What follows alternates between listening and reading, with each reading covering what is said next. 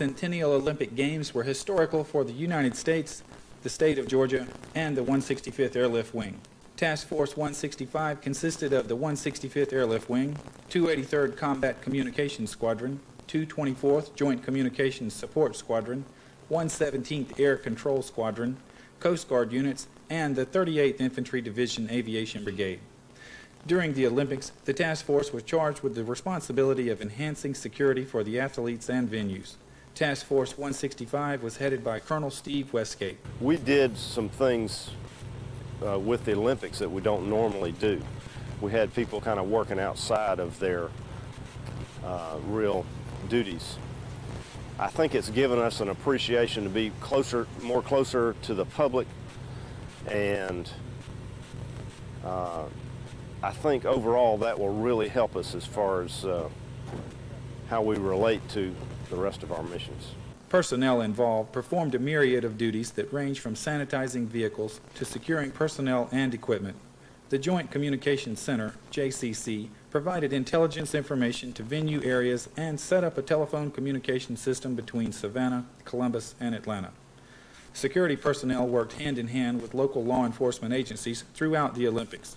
Colonel William Searcy, commander of the 165th Airlift Wing, said, "I would think this kind of effort certainly warrants the involvement of the military and the guardsmen in particular. We're uniquely suited for this type of mission to augment for these kinds of events. All of our people have done super work in this effort. We're very, very proud of what they've done to provide the support for the Olympics." The Olympics in Savannah were a tremendous success. Colonel Walter Korish, commander of the Georgia Air National Guard, had this to say. The biggest plus we'll get out of this whole event is the fact that we have been placed in a situation of working with other Georgia agencies, whether that's emergency management. A perfect example is when we had the hurricane approaching the coast and we had to shift gears about that and move some equipment and so forth and work with Dr. Smith's people down there.